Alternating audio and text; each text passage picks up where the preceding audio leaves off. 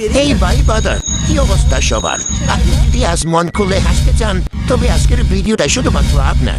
এক সেকেন্ডের জন্য চোখ সরাবেন না, আসল খেলা কিন্তু ভেতরে। তাহলে চলুন শুরু করা যাক এবার।